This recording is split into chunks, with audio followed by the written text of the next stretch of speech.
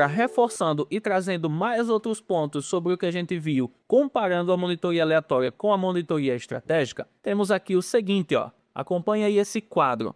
Enquanto que na monitoria aleatória a gente tenta a sorte, na monitoria estratégica a gente age com planejamento. Enquanto que na aleatória a gente seleciona contatos sem intenção, na estratégica a gente faz a seleção com uma intenção muito clara. Enquanto que na aleatória a gente escolhe por conveniência, na estratégica a gente escolhe por critério muito bem definido. Enquanto que na aleatória a gente vai ver o que encontra, né? A mesma coisa lá de cima do tentar a sorte. Na estratégica a gente sabe muito bem o que a gente procura. Na aleatória a gente atua no acaso, na estratégica a gente atua com direcionamento, enquanto que na aleatória a gente faz uma análise dispersa, na estratégica a gente faz uma análise específica e objetiva, enquanto que na aleatória a gente reage ao que aparece, na estratégica a gente investiga o que importa, enquanto que na aleatória a gente gera dados soltos, né? Dados aleatórios, meu Deus, os dados da sorte, né? Na estratégica a gente gera insights que são muito bem direcionados para a gente resolver problemas específicos, enquanto que na aleatória a gente tem um olhar genérico, na estratégica a gente tem um olhar direcionado, enquanto que na aleatória a gente faz um movimento sem clareza, na estratégica a gente faz um movimento com propósito. E aí, enquanto que na aleatória, para finalizar, a gente tem um processo, um esforço, uma atuação que não é inteligente. E aí eu dou o veredito corroborando o tema desse vídeo aqui. Na estratégica, a gente tem um processo que é inteligente, né? A própria palavra estratégico já remete a isso, a inteligência, a planejamento, a algo que é racional, sistemático, metódico. E aí, por ser assim, a gente tem aí um esforço que é efetivo, né?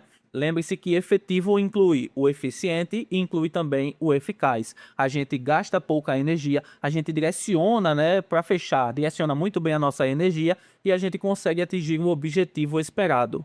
É isso que a monitoria estratégica rende para nós. Agora, se você quer saber como monitorar de forma estratégica, tudo bem, eu vou trazer aqui também para você um métodozinho que você vai poder colocar em prática para poder fazer as suas monitorias de forma estratégica. Dentro desse método, o primeiro ponto é: obtenha clareza a respeito do porquê que você vai monitorar. Antes de começar a monitorar, antes de meter a cara, pegar os contatos e começar a escutar, planeje. E esse planejamento começa obtendo clareza do porquê você vai monitorar. A gente não pega uma série de contatos, começa a escutar e espera dali uma luz, né? uma iluminação divina para que a gente consiga resolver problemas que a gente nem sabe quais são. A gente começa, antes de tudo, pensando: quais são os meus problemas? Para ser mais específico, eu trouxe aí até um roteirozinho de perguntas que você pode fazer nesse início de planejamento, né, o antes de monitorar, para que você comece a se guiar e realmente fazer monitorias de forma a não gastar energia à toa, a não perder tempo, enfim, até mesmo se frustrar por não conseguir encontrar algo aí que seja positivo. Comece perguntando qual é o problema que você precisa resolver. O segundo ponto é: qual é o objetivo dessa monitoria? Como eu coloquei aí, quero identificar as causas do aumento do TMA. Terceiro ponto, terceira pergunta: o problema está presente no atendimento de todos os componentes da equipe ou há uma parte que é ofensora? Essa pergunta aqui eu considero bem decisiva. Por quê? Porque quando você tem ciência da resposta dela, você já vai ter aí uma clareza muito grande, não só do que você vai monitorar, mas também do que você não vai monitorar. E quando você exclui o que você não vai monitorar da sua lista, você deixa de perder tempo com monitorias que não vão te levar a, de fato, uma conclusão positiva.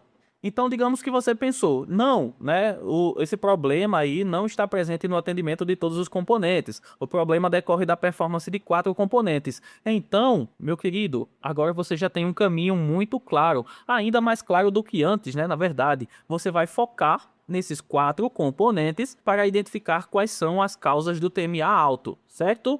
Aí vem a próxima pergunta: esse problema ocorre todos os dias ou em um período específico?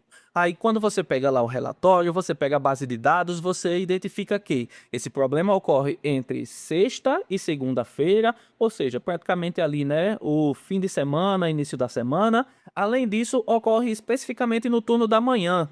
Olha aí, luz para nossa cabeça.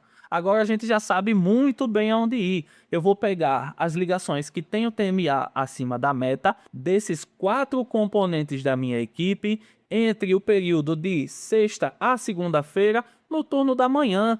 Isso que é direcionar a sua monitoria para você ir direto ao ponto, para você ir direto àquilo que vai te trazer de fato uma conclusão positiva para que você consiga agir de forma a melhorar o resultado da sua equipe. Esse é o passo 1.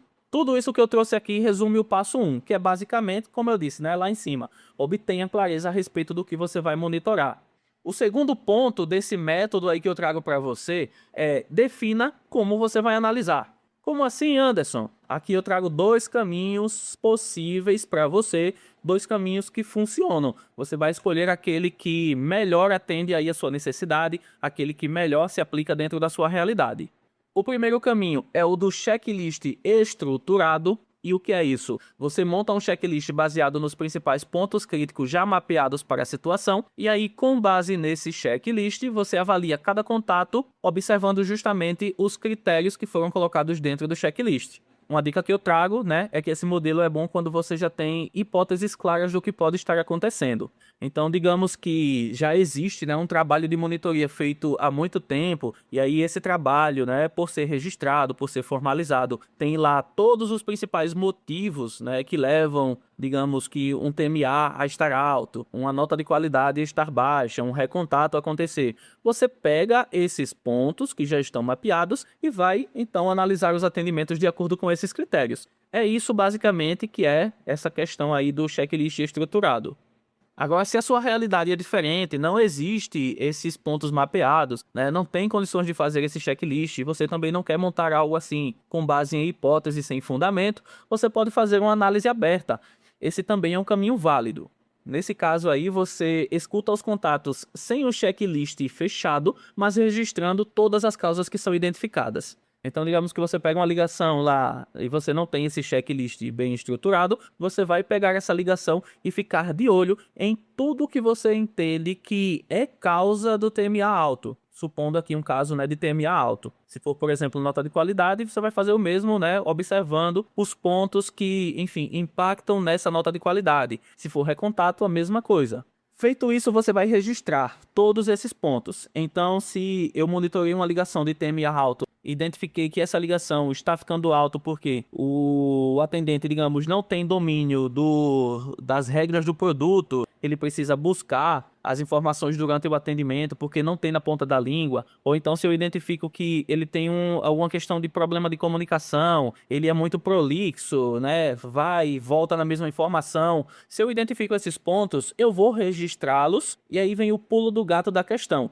Depois que eu faço o registro de todos esses pontos que eu identifiquei, e aí eu falo de todos os pontos mesmos, tá? Eu não estou falando para você registrar somente aquilo que aparece de forma mais significativa ou aquilo que é mais impactante. Registre todos os pontos mesmo. Até porque depois você pode usar, inclusive, esses pontos para fazer um checklist estruturado. Você pode migrar dessa análise aberta para a análise através do checklist. Mas enfim, depois de ter registrado tudo isso e ter registrado inclusive a frequência, né, de cada ponto, você vai consolidar tudo e vai montar um Pareto.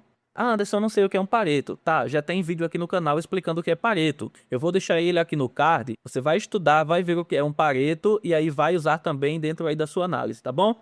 Depois que você construiu esse Pareto, você vai conseguir visualizar quais causas aparecem com maior frequência e consegue, a partir dessa visualização, priorizar a sua atuação.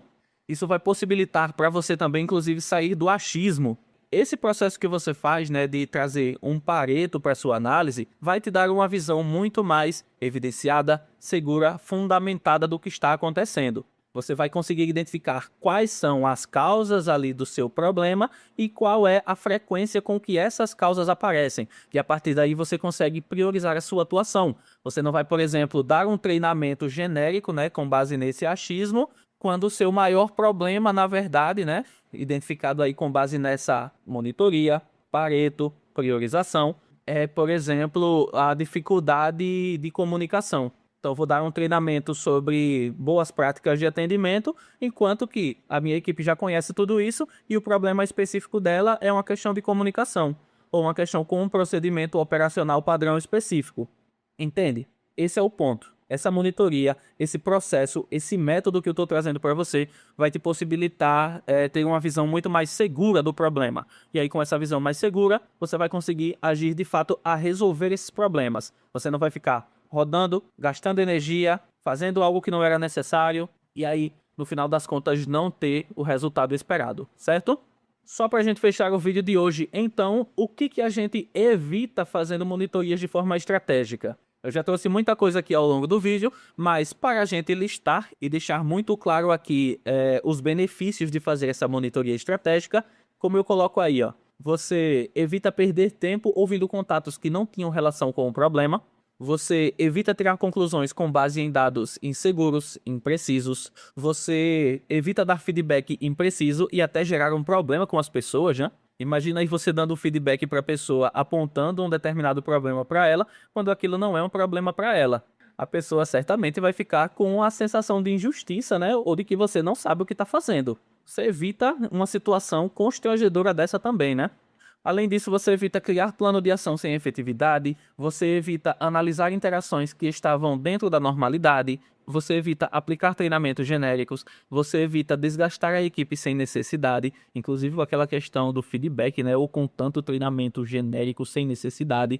E você evita também, para você, isso é importante, você evita frustrar-se por monitorar muito e não encontrar nada relevante. Bem como no caso lá, né, do supervisor, o triste caso do supervisor que se esforçava demais, quase enlouqueceu e não conseguiu encontrar nada que ajudasse a sua equipe. Você evita também cair nessa situação.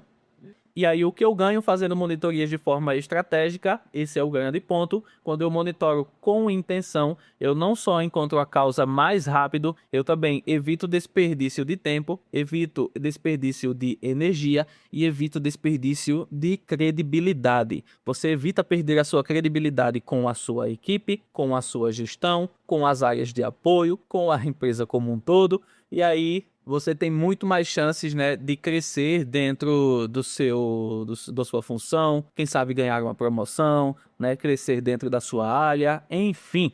Fim das contas, última ideia, monitorar de forma estratégica só benefícios. Esse é o caminho viável. Lembra que eu falei lá no início, né, ia trazer para você o mapa de qual é o caminho inviável, qual é o caminho viável?